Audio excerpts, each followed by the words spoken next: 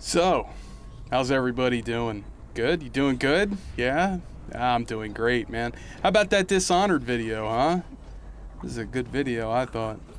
But apparently I made a mistake. Yeah, apparently, 3 bolts over to the guard's head does not mean you're detected. Even though the guard turns around and pretty much sees you immediately, you can still blink out of the way and everything and get away with it. But, I didn't know that. Because, I'm old school. Usually when a UI element that's like a detection meter fills up all the way and can't fill up anymore, I usually think that means you're detected. So that's my fault. I fucked up using years of knowledge of game design and years of knowledge of playing video games, that when a meter actually fills up, that means that's a bad thing or a good thing, right? But you apparently have to throw that all out for Dishonored. And it comes to my mind here that it'd be very nice in Dishonored if you could check to see if your ghost rating has been screwed up, in the menu. So like when things like this happen, when a guard gets 3 lightning bolts over their head, because like the whole time I was playing the game, I kept thinking like, man, I bet that doesn't mean that stealth is broken, because I noticed that the lightning bolt shattered. And I had in the back of my head, like, I bet that doesn't mean that you've been detected. But I was unwilling, go all the way through the level, go back to the beginning of the level, right? Because I screwed up my ghost rating because of that one guard who had 3 lightning bolts over his head. I was unwilling to actually test it out. So I just kept reloading, right? But let me also point out the fact that I beat this game as a ghost and shadow, and no blood, clean hands, right? Never killed anybody. I beat this game, all of those things, without getting a single fucking lightning bolt. Okay? So I played on extra hard mode, goddammit. Okay? Give me some credit. But no, for real. I'm sorry about that. I did screw up. But it does bring to my mind some problems that I had with the UI. And that's one of the really big ones. Like, if I could have went into a menu and looked to see if I broke my ghost rating, I would have immediately figured out that 3 lightning bolts did not mean I was detected. I would have immediately figured that out, and I would have had a hell of a lot more fun with the game. And one of the main things that I have a problem with all of this is that if I would have known all of that sooner, right? If I would have had a way to detect it and check it and confirm for a fact that 3 lightning bolts over my head didn't in fact break my detection or detect me and break my ghost rating, then I would have been a lot more fast and loose with the gameplay. I wouldn't have had to have been so careful and so methodic. I wouldn't have had to go through the entire level like 3 or 4 times to figure out where all the guards were, because none of that was necessary. Like, I was literally playing in a way that I didn't need to play. And as far as I'm concerned, it was my fault, but it was also the game's fault, because the game, it didn't properly message to me all the information that I would have needed to make an informed decision on anything. And you know what's crazy about all that? Is that there were only a few people in the comments who called me out about it, which means that the vast majority of the people who've played this game never caught on to that fact either. So I'm wondering how many people were confused by the 3 lightning bolt thing. Like, if you were, please, in the comments below, post that you were confused by that. I know it's embarrassing, but please do that. In this video, we'll be talking about the DLCs, all of them, even that other one that nobody seems to like. So let's dig in, shall we? I want to talk about the DLCs for this game because, well, to be quite honest, I didn't know there was DLC for this game, not for a long time. Then I picked them up for this review, and I gotta say, I'm impressed with some of it. But not all DLC is created equal. Case in point, Dunwall City Trials. Now, as a premise, I really like the idea of this game. There's 2 maps in particular that I really love, which are the stealth missions. There's only one combat arena I like, and the rest of it, well, I wouldn't say it's bad. I mean, I'm sure it's fine for some people, and I'm sure that there are those out there who like to shoot whale oil barrels out of a train with a gun. I'm sure someone out there likes that. But the stealth missions are the only thing in this DLC that comes close to taking what was in the base game and arcading it up to its highest potential. I especially like the burglary mission. It was fantastic, if not a bit short and, well, a bit basic. Okay, maybe fantastic is a bit too much hyperbole. To be completely honest, I think that the only reason I liked it so much is because this is the closest the game has come to being Thief with supernatural powers for me. The assassination mission was a good idea. Unfortunately, it's poorly executed. The way the mission works is that you're put into a square-shaped mansion with all these rooms branching off from the main square loop on the outside. Strewn about these levels are notes which give you clues as to who you're supposed to kill. You have to find all 4 notes before you know the identity of the person you're supposed to kill, and every time you play the level, the notes are placed in random locations and the assassination target is changed as well. This all should work together flawlessly, except I've seen a few occasions where a target looks just like a civilian I wasn't supposed to kill, and because that civilian was knocked out and I had no way of turning them over to see if she was wearing a mask or not, I failed the mission.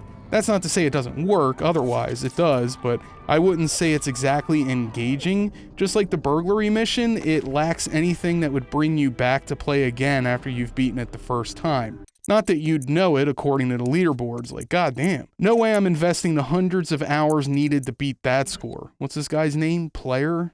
Cool.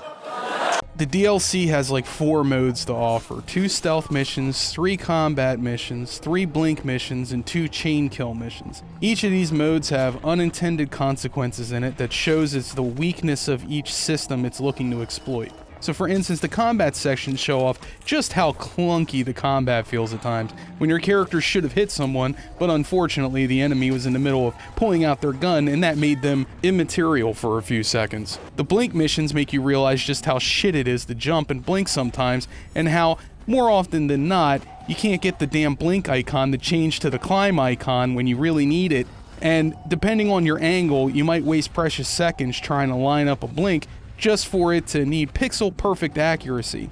A lot of those limitations require, just like the base game, multiple playthroughs in order to memorize patterns and find coping mechanisms around the problems with each system. But once you learn how to get around the jank, some of the missions can be quite fun, and it is a nice training ground for getting better at the main game and perhaps teaching you some mechanics you didn't know existed.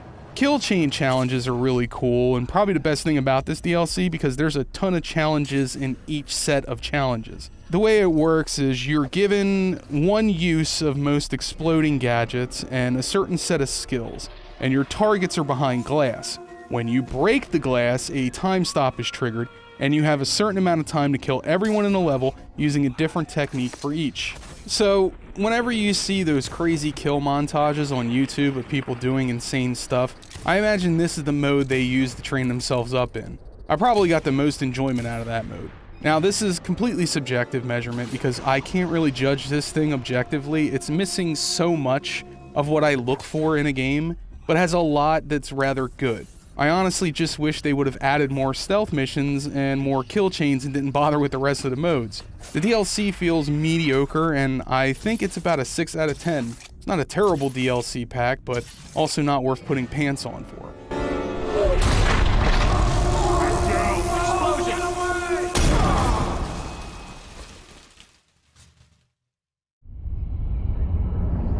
One more job shouldn't have mattered. I'd killed nobles before. You could float a whaling ship on the high-born blood I've spilled. Another noble steps in to replace the last one. All equally corrupt. Why should an empress be different? Knife of Dunwall is the second expansion release for Dishonored, and it is a unique one. You don't play as Corvo in some half-hearted attempt to extend the story or some kind of prequel.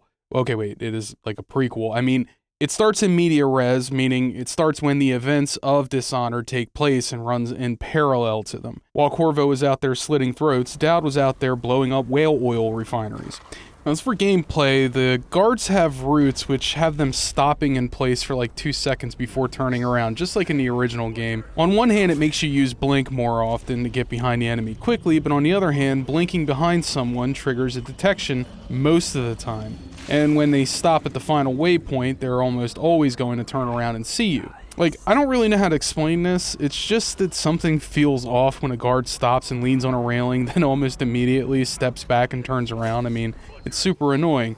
Just think about it this way, have you ever leaned on a railing and looked down at people below you or surveyed your surroundings? Did it ever take you 2 seconds to do that? See, as a player, we pull on our experiences first when we make decisions. So when we play a game for the first time, we think about our experiences, and then we go from there. When our expectations aren't met, that's when something doesn't feel right.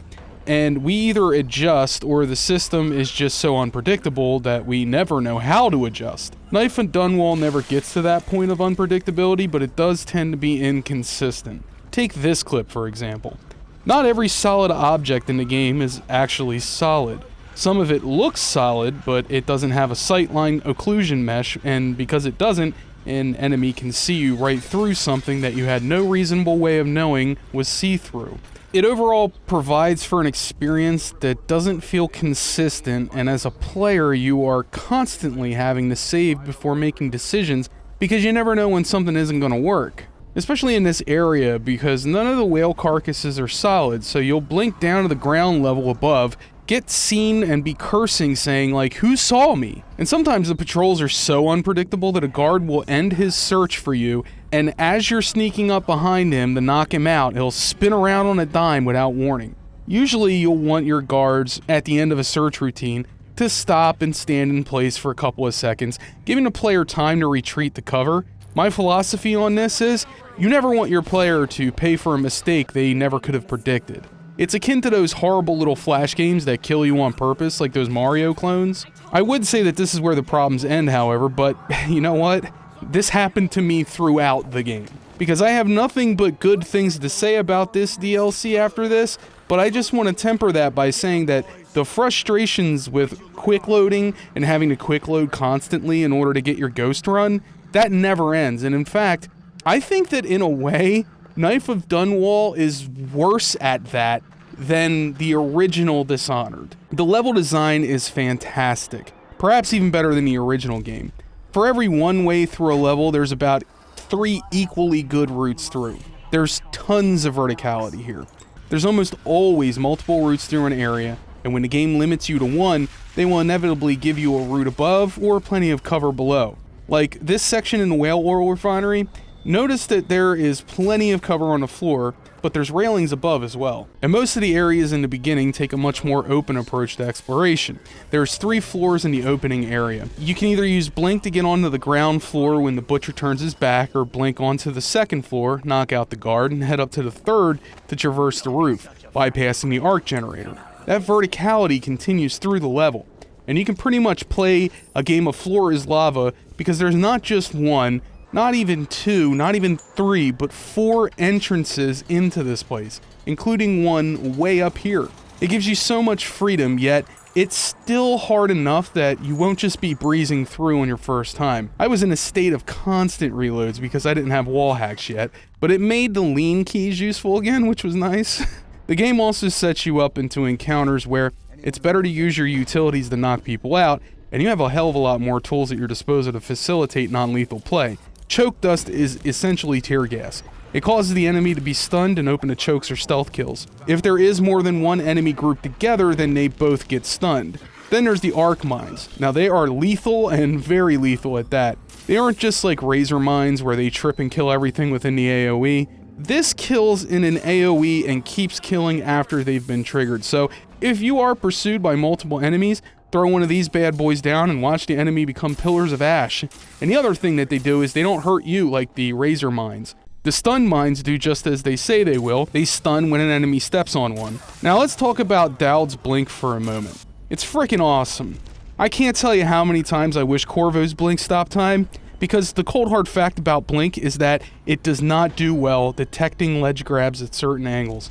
90-degree angles to be specific.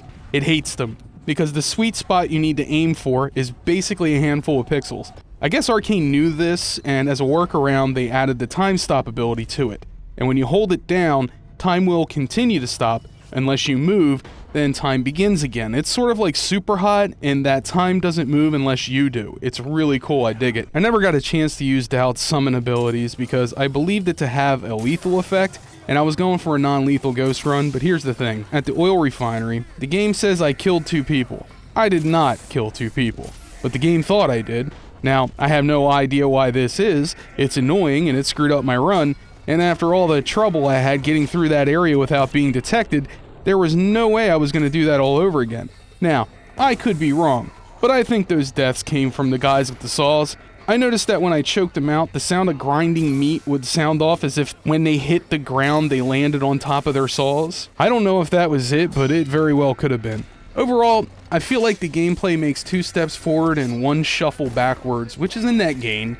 Let's talk about story next. Dowd's story starts off recounting the events leading up to the Empress's murder, and Dowd's fifis are heard afterward. He's either showing remorse for what he's done, or he knows that this is the start of his inevitable death. The outsider meets him and tells him that he's right to think that. He has set in motion a series of events that are now out of his control, and he's finally done something to attract the outsider's attention, which is never a good thing. He's finally interesting again. The outsider gives him a name, Delilah. Name you might already know if you played the second game. Dowd puts out some feelers, and his best scout returns with some information about Delilah. A boat named Delilah, to be specific. Could just be a coincidence, but as Dowd says, It could be a coincidence, but it's not. In Dunwall, things are always tangled up like a bag of snakes.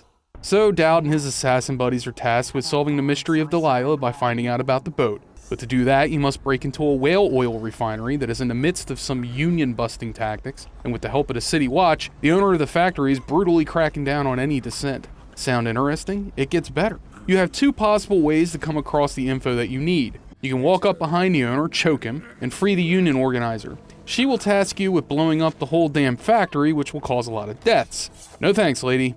Or you can carry the owner's unconscious body over to his interrogation room that he's set up, where he tortures his ex-employees and strap him in for a little ultra-violence. Afterward, you could choose to either leave him in a chair, blow up the factory, or slit his throat. Or you could pack him up into a shipping crate and send him on an excursion to the coldest place on the planet. The theme of these missions has you take the sin and turning it back around on the sinner. There's a fantastic side quest here too involving Granny Rags, which I don't want to spoil.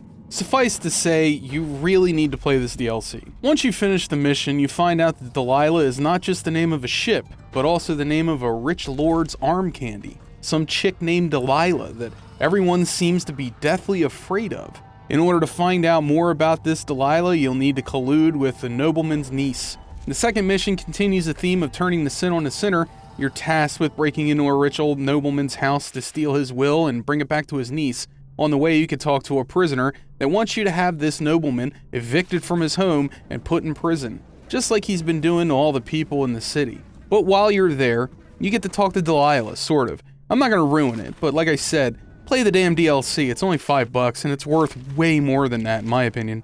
Overall, I would say that this is on par, if not a smidge better than the base game. It is half the length of the OG game, but come on, it's $5. I give this DLC an 8.5 out of 10 leopard print banana hammocks. The Brigmore Witches DLC is the third and final DLC to be released for Dishonored, and it's probably my favorite because the settings that the DLC takes place in are more like set pieces, and there's a lot less recycled content, whereas in the Knife of Dunwall, the final area is just a copy-paste from the base game, but also because each level feels more like an event. Let's start with the gameplay changes. And I gotta say, damn, that this is an impressive piece of software. The first thing that the DLC does is ask you if you want to import your save. The game takes into account everything you did in your previous playthrough and carries those decisions over. The first thing you'll notice is that you're given a new skill, Pull. Pull's a weird skill because on the surface it looks like a skill that would be really useful, right? Like first level, it picks up items, and I believe it can pick up bodies, but it's the second tier where it starts to become more appealing to you, because then it says it can actually pick up live people and you can use it to choke people out or whatever. Now, that's true. You can pull somebody towards you and choke them out. But the thing is that pull becomes absolutely useless if you're using it for a ghost run, because the simple act of pulling somebody towards you makes them alerted to your presence. So it's useless for ghost runs, but I could see how it could be used in, a quick pinch if you're not doing a ghost run and somebody's seen you and you want to knock them out and not kill them, or you just want to pull them in and slit their throat. I could see that actually being useful, but not for ghost. So I didn't use it.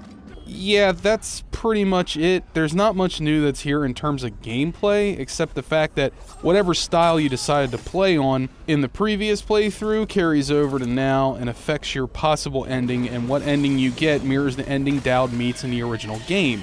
Like, if you played like a ghost in the OG Dishonored, then you likely spared Dowd.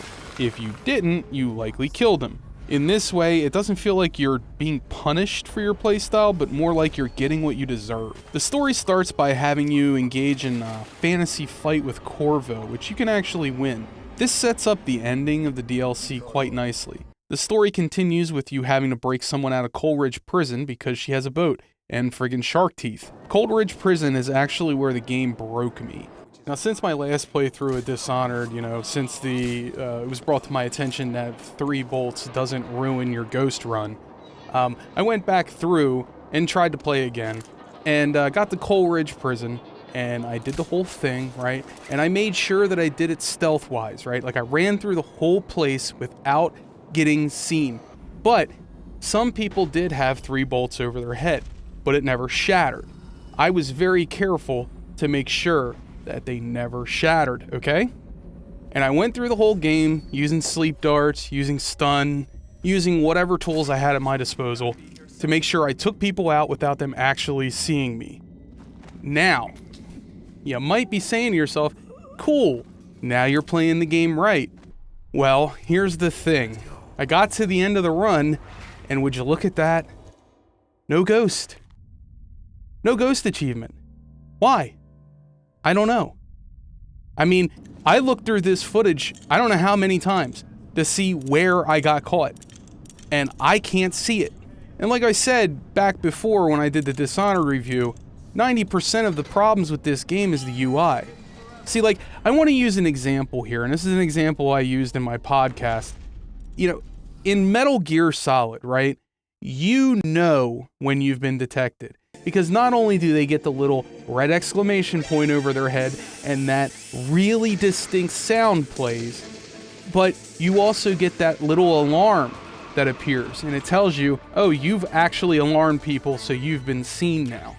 Okay? Now that tells me for a fact that I have been detected, right? But what happens most of the time in this game is when you're detected, you might not see it. Because it might be that the person who's detected you is so far away and their icon is so small that the only way to tell if you've been detected is by the music, right? Because you can't see that the UI element has shattered unless you're looking directly at it when it shatters. See, that's kind of the problem. Most games will wait until a meter fills up, and then the meter fills up and stays there so that you know, yes, in fact, you were detected. Right? But this game makes the UI element that tells you that you've been detected disappear. So you have no idea if you've been detected or not, because nothing else on the screen tells you that. Now, I did eventually get a ghost run, but it was only after having to do the thing like 3 times, figuring out the best route and not using sleep darts, not using stun mines, not using any of the utilities that I know of that make them get 3 bolts over their head, and just not letting them get bolts at all by just going the path of least resistance, where they can't possibly have seen me. And then even at the end, this happens.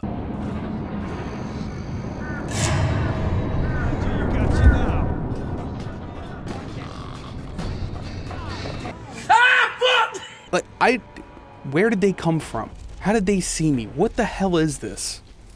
And that's why, after I did this Coleridge Prison thing 3 times, using the techniques that people told me to use, and I still didn't get the ghost achievement, I just decided to drop ghost completely. I gave up immediately. Like, I wasn't gonna fight the game the way I did in Knife of Dunwall, and you know what? I'm glad I did it that way, because this was a lot of fun. I stealthed through what I could, and when I did break stealth, instead of just restarting, I just stabbed people in the throat. And by the end of the DLC, I wasn't even pretending anymore. I just ran through the level at full speed, drop stabbing witches, blowing people up with exploding bolts. I mean, I just stopped caring, you know? When you break into the prison, you'll find an execution happening. Apparently the prison staff is cleaning house, and they're about to kill the guy that let Corvo escape. You could save this guy by knocking out the guy reading off the names, but this will alert the executioner. I can't tell you why, but it does. You could still manage to take out the last guard by hiding from him and taking him out when his back is turned, but this is where I just said screw it and went murder hoboing. It wasn't worth the brain aneurysm trying to play the game straight stealth. The prison has a mechanic where you open up the cells inside a little control station, then blink your way across some obstacles to get to the cell you've just opened. If you wanted to, you could open up every cell in this level, and I'm sure there's some benefit to that, but I wasn't trying to do that. I just opened the cells that had blueprints or other valuables and moved on, freeing our shark-toothed friend. Once you free her, you have to escape with her body, and that's easy enough so long as you stay above the guards. The next level has you in a unique-looking part of town, evading a gang war, or like in my case, killing everyone participating in it. Then liberating a ship from its new captain. Then you'll work for both sides of the war in order to get the ship going again, and it's a damn good set of events in a rather interesting little space. And this is where you will... Okay, you know what, I'm not going to ruin it. Suffice it to say, this is where things really pick up and get going, and the final mission has you infiltrating the mansion of the witches, and honestly, I wish this area maybe had like 2 levels, because it was by far the most interesting area in both the DLCs and the base game. I mean, the final fight is also pretty damn interesting, but I won't be showing footage of that here in order to avoid spoilers. This DLC is even better than the last one, and I give it a 9 out of 10. It's damn near perfection. So, in closing, somebody asked me a really good question in the comments after the Dishonored video released. And they asked me that now that I know that 3 bolts doesn't break your stealth or break your ghost, have I gone back and played the game, and if so, what do I think of it as a package? And I think I'll address that here. Even though 3 bolts doesn't break your stealth and doesn't break your ghost rating, basically 90% of my complaints are still true. Yeah, sleep bolts aren't useless. In fact, if what people are saying is true, that 3 bolts doesn't break your stealth, then they're fantastic. But like I said earlier in this review, I haven't been able to confirm that. I mean, I went through Coldridge Prison so many times to try and confirm that, and I could not confirm it once. Now, I don't know if that's just because I was getting caught, like I said, and I just wasn't seeing it, but all of that, the UI problems, which I had problems with in the original video, it still makes me feel the exact same about the Dishonored base game. Like, I don't feel any different, unfortunately. Like, I want to, but I just don't. Because it's not necessarily the fact that I'm not able to do the ghost run easily, it's just that you never know when you've broken it. You just don't know, and it's a lack of information being given to you by the developer. And they never even addressed this in part 2. So like, they had an entire sequel to a game where they didn't address this problem, which means that basically nobody complained about this. But to me, it's a problem. I mean, just as a UI person who, you know, the only job he ever had in games was in UX, user experience, and this feels like one of those things where if a user experience researcher found this problem before the game released, like, that would be a huge win for them. Because I have a feeling that a lot of people had this same exact problem. So if you did have this problem and you were unsure of when you broke stealth, or you didn't understand the 3 bolts meant you didn't break stealth, please post that down in the comments below. Because I kind of want to get an idea of how many people actually had this problem. Because to me, I think that there's a law of design to be learned here. That when a meter fills up, that means you've been caught. And if you make the meter disappear after the person's been caught, well then, you're not giving the player any information. And if you make the meter disappear, or the alert symbol disappear, then like in Metal Gear Solid, you have to then have some sort of notification on the screen that the player has been caught. It's not enough to hear voice cues and things like that, because like I said, when they detect you from clear across the map, you can't hear what they're saying, so that's not enough. So I would say as a package that this is clearly an 8.5. Definitely an 8.5 to me. It would have been a 9, like I said, but, you know, the UI problems is still a problem. And anyway, this has been a rant from Strategy, and now that you heard it, go play some games. Oh yeah, and, you know, downvote this video if you hate me. But anyway, if you like this video, upvote it, you know. Any interactions are good. If you didn't like it, hey man, thumbs down. You know, if you liked it, give a thumbs up, man. And then just post in the comments how dumb you think I am. I don't care, it's fine. You know, I don't know if you guys know this, but I have a podcast that I've been doing with a couple of friends. If you want something to listen to in the background while you're at work, or you need something to help you sleep at night, that might be the thing. So go over to the second channel. I have a link down in the description for that. Go down to the second channel and go check it out. I also do all my streams there.